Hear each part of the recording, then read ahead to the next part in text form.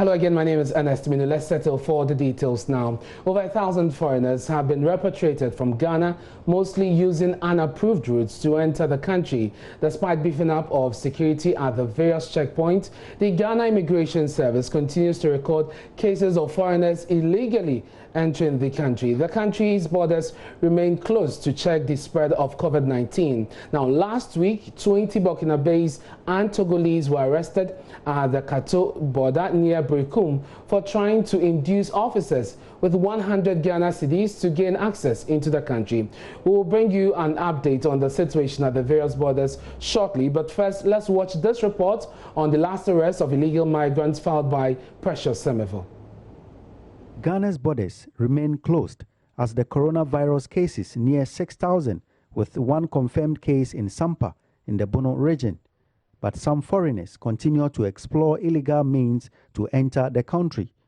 20 of such people who entered Ghana from Côte d'Ivoire through Doma and Sampa in the Doma district and German North district have been arrested Thursday afternoon at Kato checkpoint near Brekum. Assistant Superintendent of Immigration Isaac Osei Asamoah has been speaking to JoyNews. As you can see now, you can see them. A lot of them here from Togo, Burkina, and then the rest, Côte d'Ivoire, other countries. When you get here, the bus will stop, and then they will come down and then walk. So whilst they are walking, we will be picking them one by one, and then we'll be asking them questions. That's what we call profiling.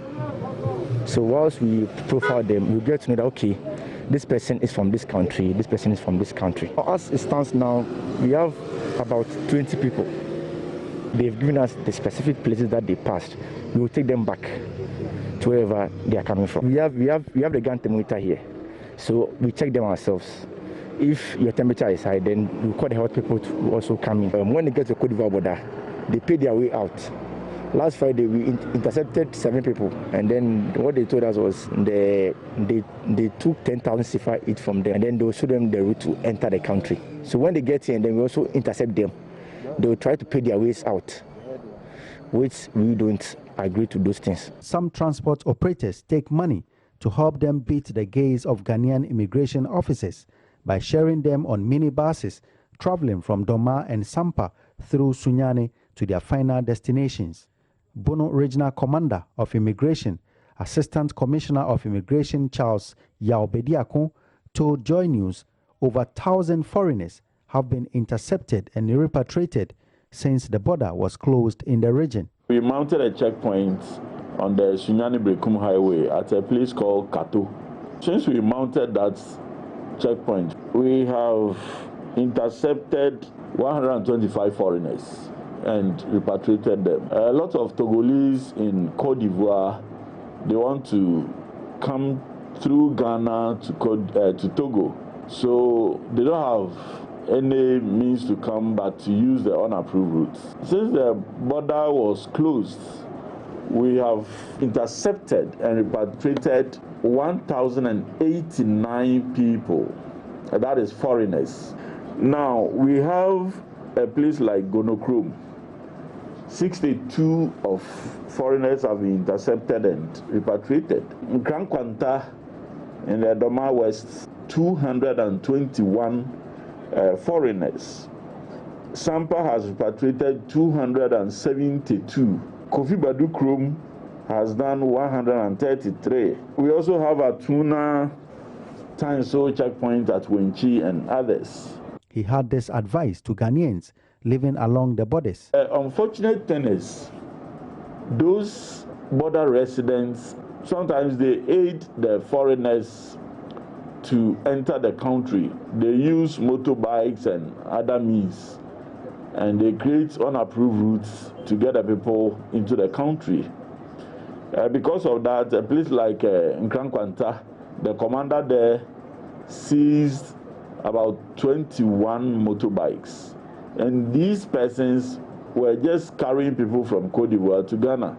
They are thinking about the money they will get from these people without thinking about the effects of the disease, the virus. Then that is very unfortunate. So we are appealing to our border residents. They are part of us. We are one. For JoyNews, Precious Semevo, Brekum. Now, Director of Public Affairs at the Ghana Immigration Service, Superintendent Michael Amoakwata, is my guest this morning. He joins us via Zoom with an update on the situation at the border. Thank you very much, Superintendent, for joining us this morning. First, are you able to give us an update on the 20 persons arrested so far? Yeah, good morning. Come again with the question, please. Yes, are you able to give us an update on the 20 people who have been arrested? We just played a report from correspondent Precious Semevo. These 20 were arrested in the Bono region. Are you able to give us an update on where that case is? Yes, we are still working on that particular interception at the Bono region. And at the appropriate time, we'll come out with a detailed release, including other interceptions that has taken place. Let's stay in the Bono region. It appears that a lot is going on there as far as illegal entry is concerned. What is your reading of the situation? The last reports we had suggested that over 1,000 people have attempted coming into the country through that area. What is the situation there? Yes, thank you. You see, in normal times, these migrants will normally enter the country through approved routes, and they come into the country around this time when it's the farming season to engage in farming activities to earn an income.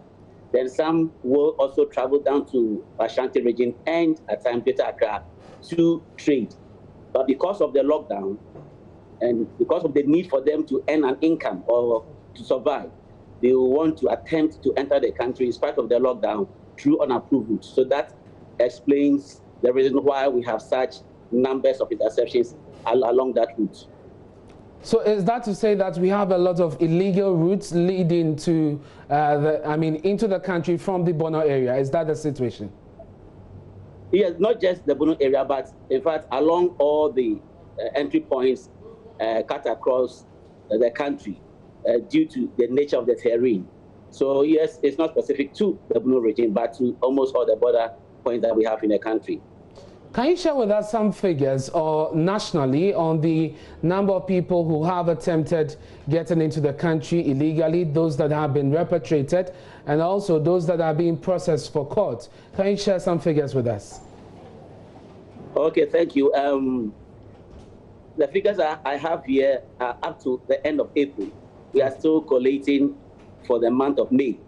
Okay. So from the period of the lockdown till date, for refused entry across all the borders in the country, we have 694 people who were refused entry. That is those who attempted to enter, but then officers refused them entry. Then we have also 281 people attempting to exit the country, to leave the country. And we've also made 967 arrests across the country. And this arrest, we have some who are in quarantine. We have some who are being prepared for court. And as we speak, we have one major conviction against a Malian who attempted during the earlier times of the lockdown to enter the country through the northern frontiers. And he was sentenced to a court fine of 12,000 penalty units, amounting to about 24,000 Ghana cedis. Very well, very interesting figures there. Out of the 964 arrested, how many are in quarantine? No, 967. 67, very well. 967. Okay, so that is the total number of arrests you've made. How many of that figure, how many of those people are in quarantine? We'll have about 250 or thereabouts. So 250 in quarantine. Yes. And I suppose it's because you might have picked up information that they may be positive, or they may have come into contact with people who have tested positive. What is the circumstances surrounding the decision to put them in quarantine? Yes, exactly. So normally when we do these arrests, we hand them over to the Ghana Port Health. So they will take them through the necessary protocols on taking their temperature and getting them quarantined. So that is what the situation is. Okay. So we'll get a proper feedback from the Port Health. Now, there's also the allegation about inducement of your officers, which is what is aiding the increasing numbers we are seeing as far as illegal entry is concerned. For instance, the report we played before having you on air suggested that these guys attempted bribing your officers 100 cedis each. Fortunately, they put the national interest above these monies. But there's that suggestion that your men at the borders are actually helping people get into the country because of these inducements. Thank you. That I can say with all confidence that it is not true. It is rather due to the alertness, integrity, and professionalism of our officers that is leading to these interceptions. And if you realize, for the past months or so, we have occasion to elevate some of these officers who have intercepted these people and refused to be bribed and to allow these people to enter. Our problem rather be from the other side of the border, that they are also very much on our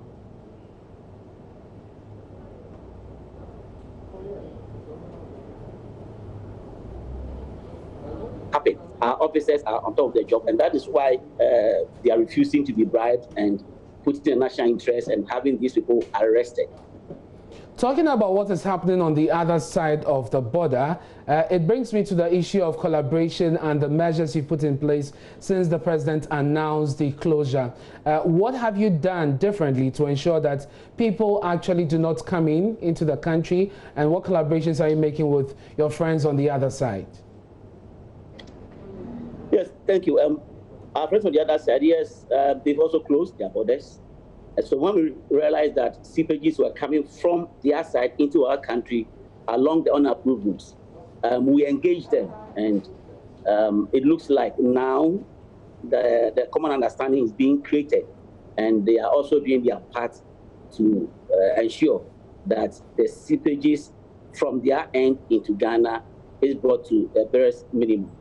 Then again, we've also engaged the various communities along our borders to, as it were, win their support and collaboration to support the GIS in ensuring that the unapproved goods are not used by miscreants to either smuggling goods or to assist people to enter into the country. Then we've moved a little bit further into town and engaged the driver unions, because our intel around some of these bus terminals shows that some drivers are engaged by these illegal immigrants, and they are ferried either to the point of exit or from the point of entry into town. So if you realize, most of these interceptions are done at strategic inland checkpoints that the GIS has mounted along some of these major border roads. Very interesting details there on measures you're putting in place, but a lot of these residents in the border towns or border communities are very much worried, and especially in the German area. They asked for a beefing up of security in the last few days when we had 20 arrested. What has changed? Have you beefed up the numbers at the borders in the last few days? Yes, we've done so. About a little over 1,200 thereabout officers from the border patrol units have been sent to support some of these border commands. And so we've intensified the numbers, and it has also heightened the number of patrols that officers engaging at the various borders. Yes, and also we are depending very much on intel gathering to ensure, you know, what they normally do is when the service identifies an unapproved route, then immediately we place patrolmen there. Then they are tempted to move ahead to create another one.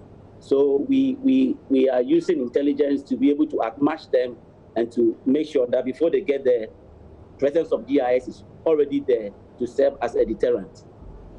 Let's talk about incentives for your men around this time. Some of them who have spoken to us on condition of anonymity have said that they are putting in so much, they are going the extra mile, and yet it appears they are not benefiting from some of the packages announced by government. What are you doing for your men in these extraordinary times? Yes, thank you very much. Yes, the package from government as given to all security agencies who are partaking in operation COVID-19 safety operations is what the GIS is paying out to all personnel involved in contact tracing or border patrol or enforcement or internal security backup support to the military and to the police. What we have gone further to do is to also motivate officers, especially for exceptional conduct or professionalism, by rewarding such commitment to duty.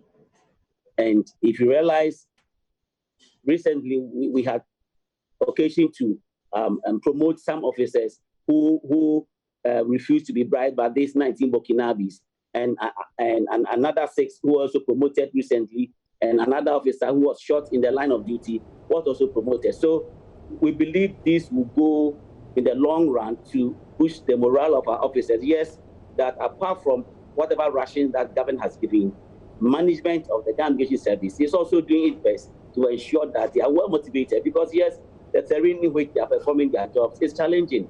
Nobody will deny that fact. But then we are also doing our best to ensure some safety and comfort to them. So now, well, in relation to supply of PPEs, we've made sure that at least every week or every fortnight, we beef up the supply of face masks, sanitizers, and other things to our officers for use to protect themselves in the line of duty.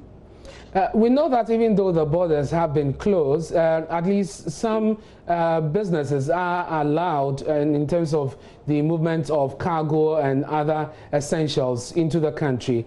How are you making sure that people do not take unnecessary advantage of this exception granted by the president?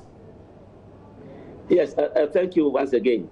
For the movement of cargo along the borders, yes, we put in place a scheme that all drivers and their mates, we take their details. So on arrival at the border, their details are taken. Ghana Port Health comes in to take their temperatures and all that. Then Immigration Service will forward their details to their destination. So let's say if they are coming to Kumasi to upload some cargo, their information, including the truck, including the goods, will be forwarded to our regional command, giving date and time of arrival of this cargo. Then they go in to ensure, yes, that the said vehicle with the occupants indeed arrived. And after that, they ensure that they return back to the point of entry, that is back to the border. Then also, Port Health will also come in to do the necessary protocols. So every movement is being monitored. And now there's a directive from headquarters that trucks should be thoroughly searched, apart from seeing the driver and the mate. The main truck should be thoroughly searched if there are no persons hidden behind the containers or the goods. So we beef up security on that aspect for those who are mandated to use the borders during the closure period. Now, you issued a statement some weeks ago encouraging landlords and landladies not to admit foreigners into their homes, especially if they are not sure that they have been cleared, tested and cleared of COVID-19. Do you have an update on that? Have you received some reports from some landlords or some ladies on persons who may have come into their facilities or properties without going through the process and not having the necessary documents? Yes, that release was at the onset of the closure of the borders.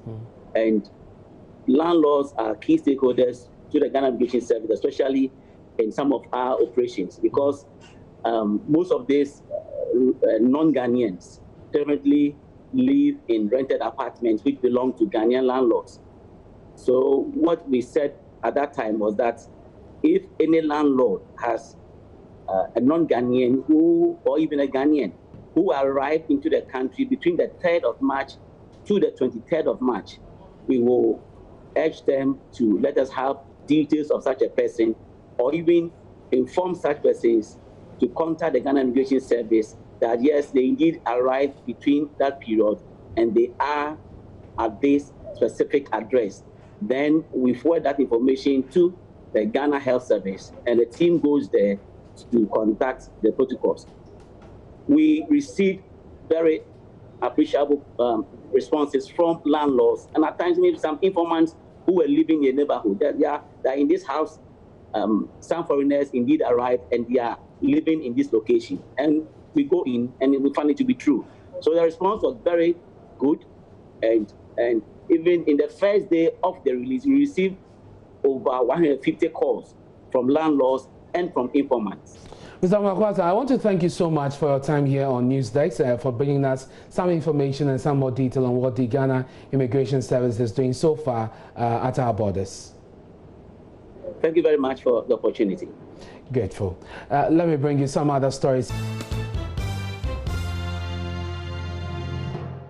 here on News Desk, and work on the much anticipated Hohoi-Jaskan stretch of the Eastern Corridor Road network in the Volta and OT region is steadily progressing. The stretch, which received much attention in the media due to its deplorable state, especially during the rainy season, is about 44% complete. Now, Rolida Construction Limited is hopeful of delivering the project on schedule in December 2020 if the government continues to meet its financial obligation. Now, JoyNews' Fred Kwame Asari has been following the work on that stretch, and here's his report. The Jaskan Central Kofi stretch of the Eastern Corridor Road was awarded for construction in August 2015 under the John Mahama administration. Rolida Construction Limited began works on the stretch in earnest. 5 kilometers out of the 20-kilometer stretch saw bitumen surfacing. The contract was, however, suspended in 2017 when the new Patriotic Party assumed office due to lack of funds. Construction works resumed in November 2019 after government channeled part of the $2 billion provided under the Government of Ghana Sino-Hydro Master Project Agreement towards completion of the stretch. Tony Lansana is project manager of Rolida Construction Limited. Since that time, we came back to the road only this year, 2020, after the suspension. We have a variation order to do another 10, which will take 30 kilometers instead of 20, the original contract. That 10 is going to cover Central Kofi to Hohoi end. So far, all drains have been completed, while 51 pipe and box culverts are at various stages of completion. The Akpafumim-Passem section alone was allocated extra culverts due to its waterlogged nature. Dozens of vehicles got stuck here during the raining seasons. This made traveling the stretch challenging for commuters. The quantity of water here, because it's a flat area, is up to us to control the water flowing. If you see from the mountain coming the water, it has to run away. Then, because of the resource, we don't have, let's say we cannot do bridges or something like that, but at least with the covers, we can control the water passing, and that is the solution for the place. I don't know if you remember, all days this place was very, very, very difficult place. But now, with these culverts, they are sure that there will not be any problem. Sub-base works are vigorously ongoing at various sections of the road. According to Mr. Lansana, about 44% of works have been done on the stretch. We have done 5 kilometers completed, first seal, primary seal, first seal, second seal. that is from Jessican end towards Hohoi. It remains road marking and signboards of place. Then we can hand that section of the project over. At the moment, we are putting now surveys. We have done 5 kilometers of surveys. That's from kilometer 22 to kilometer 27. Ready to place 040. That is a base, and then primary seal, and then the sealing works. So far, about 44% of the job is completed. According to our program, and if the payment is on schedule, we hope to be substantially complete by December 2020. Residents are hoping the Hohwe-Jasakan project would be delivered as scheduled to relieve them of the numerous challenges that comes with traveling the stretch. Fred Kwame Asari, Joy News.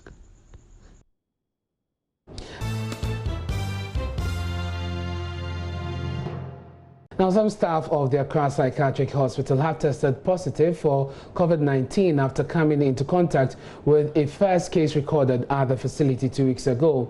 The staff were isolated after a patient they attended to was later discovered to have had the virus. The situation is creating panic among other staff members. Chief Executive of the Mental Health Authority, Dr. Akwesi, joins us via phone for more on the current situation. Thank you very much, Doc, for joining us here on News Desk. Now, how many of your staff were isolated and how many have tested positive for the virus? Yeah, thank you very much, and good morning to you and your cherished viewers and listeners. Yes, as you just said it, one person was brought in as a patient, and while there, we found her to be positive as she was tested. Now, contact tracing, we realized 107 people, including doctors, nurses, other patients, and staff, 107. So they were all tested, and one proved positive out of the 107. So one proved positive. Now, of course, they were made to go into self-isolation until their results came. And so when the results came and most of them were positive, they have come back to it. But in the meantime, when they were out, arrangements were made to cover them where they were working. And now the one who tested positive was taken to an isolation center. And he's been there for a little over 1 week. And I'm sure in the next 1 week or so, he will be out. So that's the situation. Okay, so we have just one person who has tested positive for the virus. Tell us about how you're managing the situation now at the Accra Psychiatric Hospital going forward. Well, you already had measures put in place to be able to detect or to prevent any outbreak of COVID today. Now, these measures include, as it is with any other facility, you enter, you have your hand washing facility, that's a Veronica bucket, washing with running water, and then your hand sanitizer, and you have your thermometer gun to take your temperature, so all that is there. If you, of course, now we have a no mask, no entry policy. So if you come without a mask, you will then have a mask available for you to purchase. But otherwise, you don't enter, so mask, no entry policy. Now, if you realize that your temperature is high, and you have reason to suspect that, yes, you are a candidate for COVID, then you are taken to a holding center, and more questions are asked of you about your history, your condition. And if all that points to a possibility of COVID, then we call a team, the national COVID team, actually the municipal directorate, they have a COVID team, and they will come and take a sample. Within the time, if you are a staff or a patient, then you'll be taken to an isolation center, and if the results come and you are positive, then you are forwarded to the treatment center. So that is what is happening. In the wards, all the patients have been made aware of COVID. Sometimes people think that if you're a patient on the ward or at the hospital, then you've lost 100% of your senses. That is not true. They have television, so they watch news, they know what's going on every day. Every morning, nurses have group therapy with them where they tell them of what is happening, they educate them on the COVID, the hand washing mechanisms, they all do. What we are even thinking of putting in place yet is to have every patient to have a mask. That has already been put in place, but we are working on the modality. So we have all the measures put in place. That is very interesting. You're saying that those are the various psychiatric hospitals are getting some education on COVID-19. Exactly. The last time you spoke to us, you confirmed that there was some hesitation on the part of health workers to admit this patient, the initial one who tested positive. Are you pushing for a separate treatment facility for going forward for people who test positive for COVID-19 who are mental health patients? Before that case in question, we knew that was the way forward, because if a patient is aggressive and self-test, how do they handle him? Even right now before the COVID, if somebody is aggressive and has to be seen at the general hospital, then the staff there are hesitating. Meanwhile, they have all gone through mental health training as part of their training. But when it comes to that, then they are. So we thought that we need a treatment center within the psychiatric facility. And discussions were not going very smoothly until this one came. And so everybody has seen the need. So as we speak right now, a ward has been dedicated at Pantan, which we are trying to get it ready as a treatment center. For now, it's an isolation center. But isolation only means isolate the person there. But we are trying to start into a treatment center. The ministry has agreed, and the Ministry of Health has agreed, and working at it. So for Accra Psychiatric Hospital, you will not require any staffing because Accra and Pantan are closed. So we can easily send somebody there. But Ankapo is also designating a ward as a treatment center. So we are working on that. So these are underway. Generally, do you have issues with congestion? Do you have issues with? Congestion, sir. No. Well, fortunately, way before the COVID, we had decongested the ward. You may remember sometime that about 5-6 years ago, Accra Psychiatric Hospital had about 1,500 patients when the ward was only meant to take 600. We took steps to decongest by systematically sending patients to their homes. So even before the COVID, there were just about 350 patients.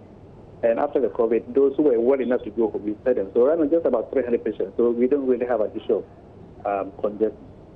Same story is true of the other hospitals. So congestion is not an issue for us. Dr. Kwesi, I want to thank you so much for speaking to us here on News Desk. And you had the Chief Executive for the Mental Health Authority, Dr. Kwesi, confirming to us that one staff of the Accra Psychiatric Hospital has tested positive after a number of them were isolated, about 107 of them isolated and tested for COVID-19 because they came into contact with a patient who proved positive. That was about 2 weeks ago. Let's bring you some more stories here on News Desk. And don't be bothered about Ghana's rank on COVID-19 testing among other African countries. Rather, concentrate on the effectiveness of our procedure. Those are the words of the Deputy Health Minister, Dr. Bernard Okoboy, in reaction to claim by French news agency AFP that the president's claim of Ghana administering more tests per million than any other country in Africa is false. The AFP compared available data from Ghana to that of 5 other African countries. That's Nigeria, the most populous African nation, South Africa, which has administered the highest number of tests overall, according to the statistics, not debunking the claim by AFP. Dr. Okoboy rather said, we should be grateful that Ghana is part of the top countries in Africa doing rigorous testing. We've jumped from about 1,005 to at least 5,000 a day. This is the graph that should make us proud as Ghanaians. That on the continent, we are standing with 2 or 3, showing the way. And the whole world appreciates that. This issue of, but South Africa came before you, or you are just behind Mauritius. Because we were told clearly that we are leading when it comes to testing in Africa. Absolutely. We may be part of those who are doing the testing. The graph is so loud. Of course. But it does not mean that we are number one, are we? Absolutely. But my point is that there are 54 countries on the continent. Of course. You are in a country, you are a citizen of a country that is part of the first 3. Now, for me, our argument should not be whether we are one of the 3 or we are on the first of the 3. or the second or the third, but 54 countries. We are part of those showing the way.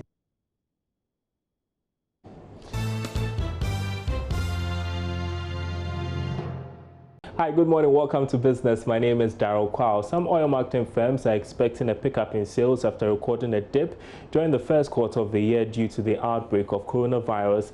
Ghana, after recording its first cases, was put under a partial lockdown for 3 weeks, a development which disrupted sales. Now, speaking to Joy Business in Accra, Head of Marketing and Strategy at Petrosol, Kwesi Ziga, said business is picking up in the month of May since the restrictions on movement have been lifted. In April, in the month of April, our business was really affected adversely. Our sales dropped as much as 75%, you know, and you have to understand because the demand for our product is driven by transportation and energy. So once people are not moving out, people are not going to work, so it affects the demand for fuel and lubricant. So our business was really hit hard, you know, in the month of April. But beginning of May, we are seeing some improvement with the movement restriction, the lockdown and being taken off. We've seen some, you know, life coming, and we've seen traffic coming to our station going up. But it hasn't reached a level where it was before the lockdown. Is it having any impact on labor cost and all that? Yeah, surely. Our business is driven by volumes, by traffic. So once your sales volume goes down, it affects everything because labor or wages are fixed. These are fixed costs. So in the short term, you cannot do anything about it. We don't want to lay off our workers, okay? So we want to be with them. We want them to work with us, and we believe that this will be over. And so the impact is really high because you have to pay people, okay? And so it's been tough, but we believe that this will be over soon, and therefore we are keeping our staff, and we have not laid off anybody. All right.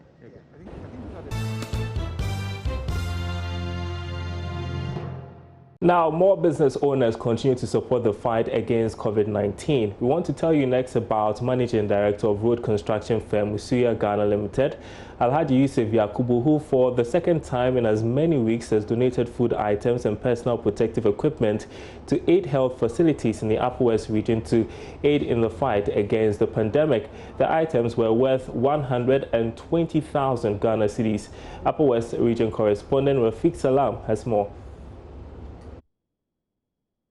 This is the second time the managing director of Accra-based road construction firm Usuya Ghana Limited, Alhaji Yusuf Yakubu, has donated items to 8 health facilities in the Upper West region in the fight against the COVID-19 pandemic. Considering the enormity of the challenges in fighting the deadly disease, the renowned philanthropist dipped his hand into his pocket further. The result is the donation of the following items worth 120,000 Ghana cedis, as announced by the Upper West Regional Minister, Dr. Hafiz bin Salih. The items we received from Usuya Ghana Limited include 10 pieces of infrared thermometers, then 6,000 pieces of nose masks, then 40 pieces of face shield, and then 100 bags of rice. The regional hospital, the Wa Municipal Hospital, Nandom Hospital, Tumu Hospital, Jirapa, Nadoli, Laura, and Golu hospitals. These are the beneficiary health facilities. Dr. Bin Salih was grateful to Usuya Ghana Limited and urged corporate institutions and well-endowed people from the Upper West region to emulate the example. He has demonstrated that he is a true son of the Upper West region. The items that we have received is valued at 120,000 Ghana cedis. The first item have been put to good use.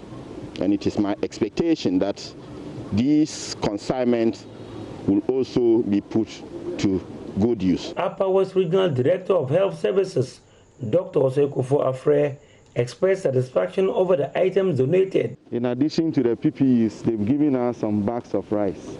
And I think that is going to help us make sure we are able to feed our clients on quarantine and isolation, at least for the period that they have to be with us. The two donations, one lamb together, will be worth 270,000 Ghana cedis, making him the highest single donor to the region since the outbreak of the COVID-19 pandemic.